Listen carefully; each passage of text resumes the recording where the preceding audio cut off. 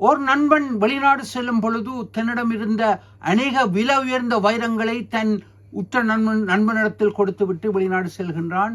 அநேக மாதங்களின் பின்பு திரும்பி வந்து வைரங்களை கேட்ட பொழுது மற்ற நண்பன் அவனை ஏமாற்றும்படியாக என்னிடம் அவைகள் இல்லை என்று கூறிவிடுகின்றான்.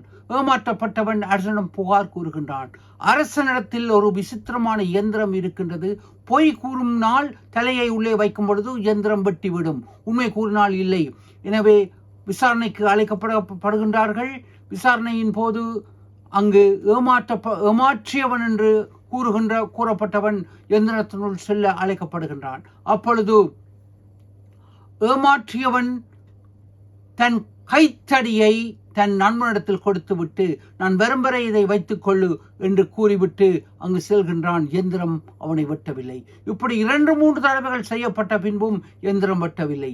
மந்திரிக்கு ஐமிச்சம் வந்து விடுகின்றது.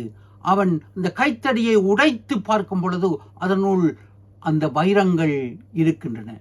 இதே போல வெளி வேஷத்தில் நாங்கள் மனமாற்றம் என்று கூறிக்கொண்டு போலி கிறிஸ்தவர்களாக நாங்கள் வாழ்கின்றோமா? இயேசு கூறுகின்றபடி உண்மையான மனம் திரும்புதலுக்குள் நாங்கள் இருக்கின்றோமா? சிந்திப்போம், செயல்படுவோம்.